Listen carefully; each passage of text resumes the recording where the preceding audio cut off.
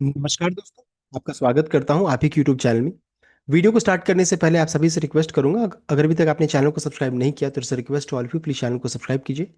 तो चलिए स्टार्ट करते हैं। जहां पर देखिए आज हम लोग डिस्कशन करेंगे अबाउट शेयर मार्केट, शेयर बाजार के बारे में, जहां पर आज हमारे बाजार में भारी भरकम बिकवाली देखने को मिली है। तो गिरावट के पीछे क्या क्या रीजंस है उसको हम लोग मेजर कवर करेंगे, इंपॉर्टेंट लेवल्स को चेक किया जाएगा। तो चलिए स्टार्ट किया है। यहाँ पर सबसे पहले चीज विक्स से स्टार्ट करेंगे तो 27.89, 4% का उछाल है, देख सकते हैं।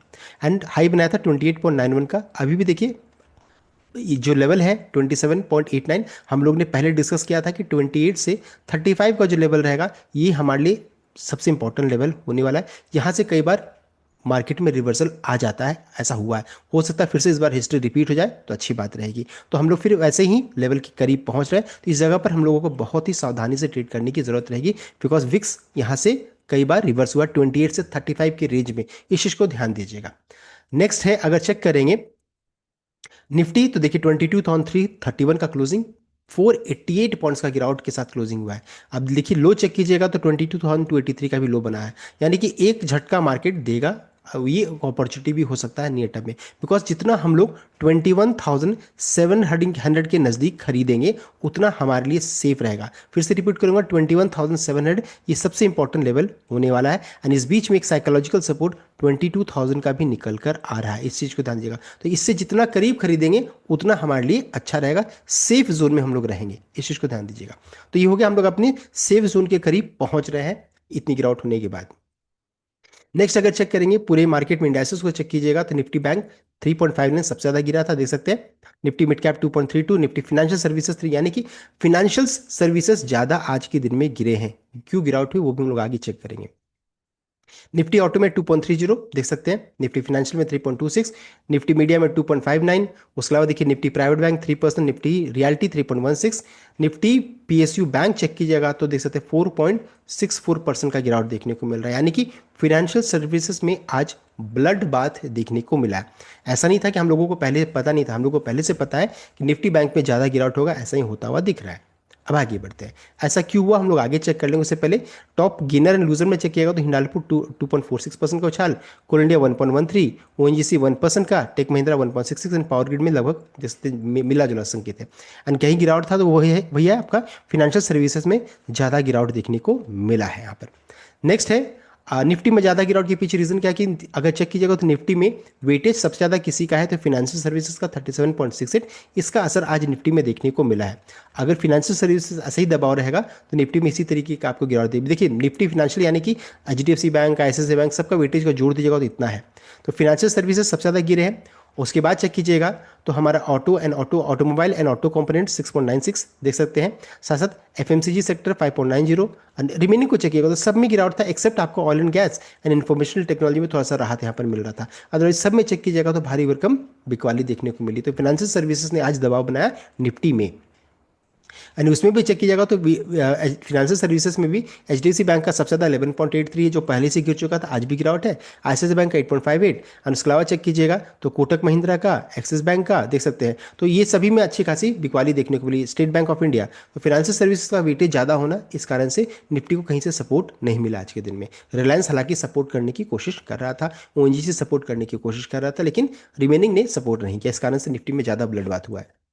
नेक्स्ट निफ्टी बैंक को चेक करेंगे तो देख सकते हैं 2000 पॉइंट अप्रोक्सीमेटली इतना गिरावट है। अब ऐसा लग रहा है कि 50,000 का लेवल भी कभी भी टूट सकता है, बिकॉज 50,100 के राउंड में तो लो बना ही था, लगा था टूट जाएगा। एंड हम लोगों ने डिस्कस किया था कि 48,000 हमारे लिए सबसे इंपॉर्टेंट लेवल होने वाला है निफ्टी बैंक के लिए। एंड हम लोगों ने किसको कई बार डिस्कस किया है। नेक्स्ट है निफ्टी बैंक में गिरावट क्यों हो रही है, उसके पीछे बहुत बड़ा रीजन है, वो आरबीआई ने जो कदम उठाया कि जो जो भी बैंक्स हैं वो क्या कर रहे थे, डॉलर्स को, जो डॉलर खरीद खरीद करके रख रहे थे, और वहां पर ये प्रॉब्लम हो रहा था कि अब आरबीआई चाहती है कि रुपए में स्टेबिलिटी हो। रुपए को अब ये नहीं चाहते कि फिर से 100 के ऊपर भी चला, तो रुपए को बचाने के लिए कदम उठाया गया। RBI safety net to protect falling rupee could mean 4,000 crore shock for bank. तो यहाँ पर चूंकि वो रुपए को बचाना चाहते थे, लेकिन इसका झटका किसे लगा, तो 4,000 करोड़, 4,000 करोड़ का झटका बैंकिंग सेक्टर्स को लगने वाला है। बैंकिंग सेक्टर को लगने वाला है, बिकॉज उन्होंने देखिए $100 मिलियन का जो रहता है यहाँ पर कैपिंग लगा दिया है। तो इस रिलेटेड वीडियो बना हुआ है, चैनल में उपलब्ध है, आप उसको चेक कर सकते हैं। इस वीडियो का लिंक आज के वीडियो के डिस्क्रिप्शन में अवेलेबल रहेगा। तो आरबीआई ने जो एक कदम उठाया, इस कारण से पूरे बैंकिंग सेक्टर में ब्लडबाथ हुआ। हालांकि रुपए में तो देखिए गिरावट हुई थी, लेकिन यहाँ पर चेक कीजिएगा तो फिर से रुपए में रिकवरी जबरदस्त यहाँ पर स्टार्ट हुआ, देख सकते हैं। एंड ये बहुत बड़ा रीजन बना। आज सबसे पहला रीजन कह सकते हैं गिरावट के पीछे, वो है रुपए का कमजोर होना, देख सकते हैं। आरबीआई ने कदम तो उठाया रुपए को बचाने के लिए, गैप डाउन ओपनिंग भी हुआ, लेकिन उसके बाद सिर्फ एक तरफा ऊपर का मूव देखने को मिला है। तो जबरदस्त यहाँ पर रिकवरी हुआ रुपए में, रुपए फिर से कमजोरी के साथ ही क्लोजिंग देखने को मिला है। एंड ये सबसे पहला रीजन बन रहा है कि रुपए को हम लोग संभाल नहीं पा रहे हैं, एंड रुपए में कमजोरी, ये सबसे पहला रीजन बन रहा है आज हमारे बाजार में जो गिरावट हुआ है। बिकॉज रुपए जैसे जैसे ऊपर जा रहा था, हमारे बाजार में वैसे से ही ब्लड बाथ स्टार्ट हुआ है। ये सबसे पहला रीजन बन रहा है। नेक्स्ट अगर चेक करेंगे, देख सकते हैं रुपए की, ये आरबीआई के कदम के कारण, ये जो कदम उन्होंने उठाया उस कारण से जितने भी बैंकिंग स्टॉक्स में चेक कीजिए 4 से 5% का, सब में A small finance bank, Axis bank, Bandhan bank, किसी भी बैंक को उठाइए, सब में देखिए 4 से 5% का गिरावट है। तो आरबीआई ने जो कदम उठाया उसका प्रभाव निफ्टी बैंक में पड़ा, निफ्टी बैंक के कारण निफ्टी में देखने को मिला। तो ये रीजन बन रहा है आरबीआई के कारण, रुपए को बचाना के कारण। तो रुपए सबसे पहला रीजन बन जाए, देख सकते हैं जितने भी बैंकिंग स्टॉक्स उठाइए सब में भारी भरकम बिकवाली देखने को मिली है। अब है हम लोग ये तो हम लोगों ने चेक कर लिया सबसे पहला रीजन। अब है कि चेक किया जाए ग्लोबल सेंटिमेंट कैसा है। तो देखिए आज जो डाउ जोन्स जो रहता है, डाउ फ्यूचर्स को चेक कीजिएगा तो सपोर्टिव मोड में था, यहाँ पर कहीं से भी दबाव नहीं था, 160 पॉइंट्स का तेजी ही देखने को मिला। तो डाउ फ्यूचर्स में कहीं से भी कोई कमजोरी नहीं था, देख सकते हैं। डाउ फ्यूचर्स में सिचुएशन अभी भी देख सकते हैं तेजी का ही देखने को मिल रहा है। तो अमेरिकी बाजार में तेजी था, यहाँ से कोई नेगेटिव नहीं था। लेकिन अगर चेक कीजिएगा एशिया बाजार में भारी भरकम ब्लड बाथ देखने को मिल रहा था, देख सकते हैं। निक्के में लगभग 3% का गिरावट था। उसके अलावा चेक कीजिएगा तो हैंगसेंग में 0.81% का गिरावट था। तो एशिया बाजार में आज ज़्यादा कमजोरी था। क्यों था हम लोग उसको आगे भी चेक कर लेंगे। यहाँ पर साथ साथ यूरोपियन मार्केट में चेक करेंगे तो मिला जुला सा संकेत यहाँ पर देखने को मिल रहा था। तो यहाँ पर मेजर आज रीजन क्या रहा है, वो है रुपए में कमजोरी होना एंड एशिया बाजार नेगेटिव होना, ये रीजन बन रहा है। एशिया बाजार इसलिए नेगेटिव था बिकॉज क्रूड में यहाँ पर तेजी बन रही थी। तो क्रूड दूसरा रीजन यहाँ पर बन रहा है।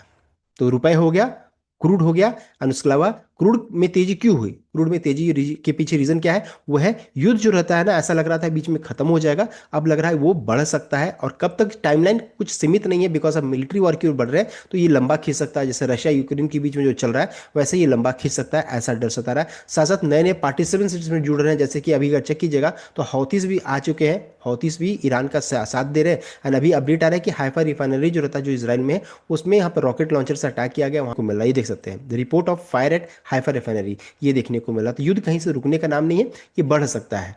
देख सकते हैं हौथीज जो रहता है वो अब इस युद्ध में एंटर कर रहे हैं, और ये युद्ध जो रहता है बढ़ सकता है, ये डर सता रहा है। साथ ही साथ हम लोगों ने डिस्कस किया था कि स्टेट्स ऑफ होर्मुज अभी चल ही रहा है, ऐसा है ही। साथ ही साथ अगर चेक कीजिएगा तो बाब अल मंदेब जो रहता है, इसमें भी अब यहाँ पर इसको रोक दिया जाएगा। अगर ऐसा हुआ तो अब युद्ध जो रहता है ना, ये रेड सी में बढ़ रहा है। रेड सी, ये इसे बोलते हैं, देख सकते हैं रेड सी, इसमें बढ़ेगा तो स्विस कनाल में भी ब्लॉक हो सकते हैं। और ये ऐसा हुआ तो पूरा जो रहता है ना, हमारा जो रूट जो रहता है ना, शिपिंग रूट जो रहता है वो खत्म हो सकता है, टूट सकता है। ये टाइम और कॉस्ट दोनों बढ़ाएगा। इस कारण से यूरोपियन मार्केट, इंडिया मार्केट कहें या फिर इसको कह सकते हैं एशिया मार्केट में ये प्रॉब्लम हो रहा है। देख सकते हैं इसको मैप में आपको मैं दिखा देता हूँ, इस तरीके का सिचुएशन है। ये हो गया आपका स्ट्रेट्स ऑफ हॉर्मुज जो अभी प्रॉब्लम चल रहा है, ये भी बंद, रेड सी बंद हो जाएगा। तो यहाँ पर जो भी एशिया से जो भी सामान या कार्गोज जाते हैं उनका रूट चेंज कर जाएगा। पहले क्या था, यहाँ से ऐसे करके जाते थे वो, अब क्या है, इन्हें रूट को चेंज करके केप ऑफ गुड होते हुए दूसरे कंट्रीज में इस तरीके से जाना पड़ेगा। तो ये प्रॉब्लम यहाँ पर हो रहा है। तो टाइम एंड कॉस्ट दोनों इंक्रीज करने वाला है, जिस कारण से एशिया बाजार में गिरावट देखने को मिल रही है। नियर टर्म में यूरोपियन मार्केट में भी सेम प्रॉब्लम यहाँ पर आने वाला है। अगर आपको लगेगा कि टाटा मोटर्स क्यों यहाँ पर गिरावट हो रही है, तो उसके पीछे यही रीजन है, सप्लाई चेन इश्यूज भी यहाँ पर आ सकता है। साथ ही साथ एग्रीकल्चर प्रोडक्ट्स को लेकर के प्रॉब्लम यहाँ पर आ सकता है, फर्टिलाइजर्स कंपनीज के लिए प्रॉब्लम आ सकता है। तो ये सभी चीज़ें यहाँ पर अब धीरे धीरे प्रॉब्लम यहाँ पर स्टार्ट हो रहा है। तो ये हम लोगों ने डिस्कस कर लिया। यूएस ईरान युद्ध जो रहता है वो भी एक रीजन बन रहा है। उसके अलावा अभी 1 अप्रैल से जो रहता है नए रेट्स यहाँ पर लागू हो जाएंगे। जो एसटीटी सिक्योरिटीज ट्रांजैक्शन टैक्स जिसे बढ़ाया गया है 150%, जो बजट में हुआ था वो लागू हो जाएगा। इक्विटी फ्यूचर्स में देख सकते हैं 0.02 से बढ़कर के 0.05, एंड इक्विटी ऑप्शन में 0.1 से 0.15 देख सकते हैं, यानी 50% का बढ़ सकता है। एंड देख सकते हैं उसके अलावा option excess on intrinsic value में तो 0.125 से देख सकते हैं बढ़ा करके 0.15 किया जाएगा, यानी कि 20% बढ़ रहा है। तो एसटीटी जो रहता है, जो बजट में ऐलान हुआ था इंक्रीज करने की बात, वो 1 अप्रैल से लागू होगा। तो ये भी बहुत बड़ा रीजन है कि अभी जब नेक्स्ट ट्रेडिंग सेशन हमारा स्टार्ट होगा परसों के दिन में, यानी कि 1 अप्रैल को, उस समय से ये लागू हो जाएगा। तो ये भी प्रॉब्लम यहाँ पर देखने को मिल रहा है। साथ साथ म्यूचुअल फंड में भी देखिए बहुत सारे बदलाव है, आप इसको यहाँ पे रीड आउट कर सकते हैं टोटल एक्सपेंस रेशियो को लेकर के, तो वो भी 1 अप्रैल से ही लागू होने वाला है। तो ये सभी रीजन है, रेगुलेटरी चेंजेस भी यहाँ पर हो रहा है 1 अप्रैल से। तो इस कारण से ये बाजार में आज गिरावट हुई है। तो मेजर क्या क्या रीजन है, तो वो है, एक है क्रूड ऑयल के प्राइसेस में इंक्रीज होना। क्रूड ऑयल का प्राइसेस इसलिए बढ़ रहा है क्योंकि यूएस ईरान वॉर जो रहता है वो खत्म होने का नाम नहीं, अनसर्टेनिटीज यहाँ पर बढ़ रहा है। टाइमलाइन का कोई अभी टाइमलाइन नहीं बताया जा रहा कि कब ये खत्म होगा, ये बढ़ सकता है। युद्ध जो रहता है रेड सी की ओर भी बढ़ रहा है, हौथी नए पार्टिसिपेंट्स जुड़ रहे हैं, रुपए में कमजोरी होना, टैक्स एंड रेगुलेटरी चेंजेस जो कि 1 अप्रैल से लागू होगा। एंड साथ साथ चूंकि कल का दिन मार्केट बंद रहेगा तो कोई भी अपना पोजिशन को ओपन करके नहीं रखना चाहते, जो भी प्रॉफिट जो भी मिल रहा है या लॉस कम हो रहा है, सब अपना पोजीशन को एग्जिट करके निकलना चाहते थे। इस कारण से आज हमारे बाजार में ब्लड बाथ देखने को मिला है। तो रीजंस को हम लोगों ने पकड़ लिया है। सो ये था कंप्लीट अपडेट। आई होप आप लाइक किया, शेयर किया, चैनल को सब्सक्राइब कीजिएगा। Thank you.